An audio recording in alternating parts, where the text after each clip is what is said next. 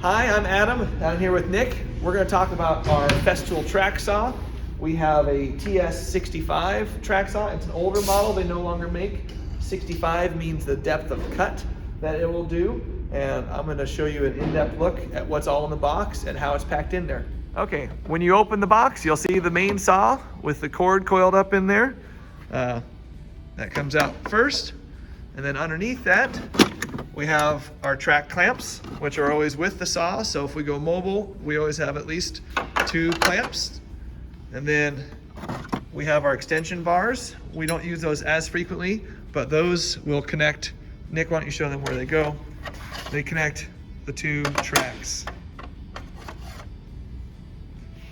to extend the tracks. We have our Kanban cards for each blade. This blade is in the saw. This is our spare blade that's here for ripping, and these are kept with it. If we end up changing the blade on the saw, this Kanban card would go with the blade to its next stop, would be for sharpening or for replacement. Nick has 2 track stops. Let's show the difference, Nick. So if you slide those track stops, the one in there in the back,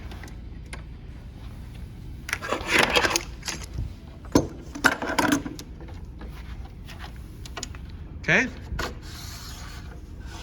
put the saw on the track, and then Nick, go ahead and pull that saw back. Let me show you how it notches into there.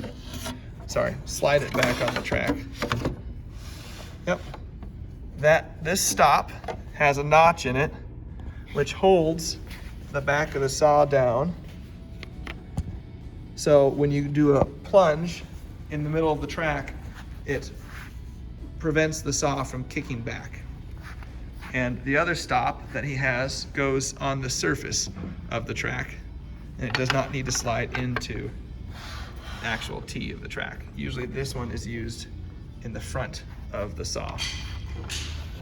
We have the riving knife, which we don't use as often because we typically do a lot more plunge cuts. We also have a screwdriver, which is used to adjust that. Nick, why don't we put the stops back in the case and we can show them where the stops go. So the one stop is with the track extensions, and the other stop fits into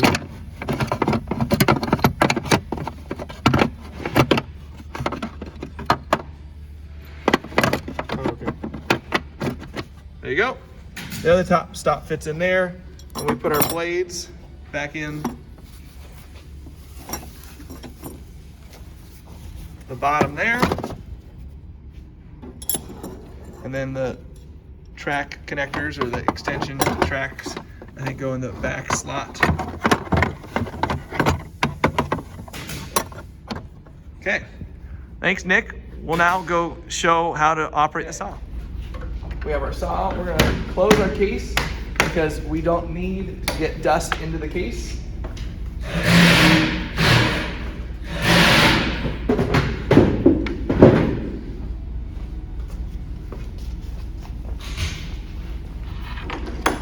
Now we're going to use our track, and the edge of the track has a rubber edge that is a sacrificial edge that we can line up right on our pencil line.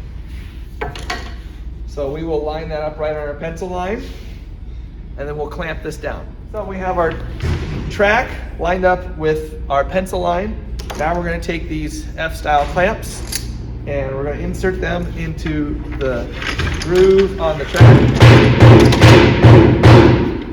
And watching the pencil line, we're going to tighten it down on the line. Now I'm going to tell Nick to adjust this.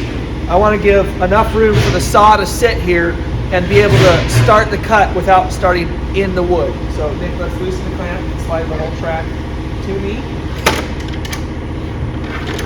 This will give us a good starting runway. Then we'll realign this to the line.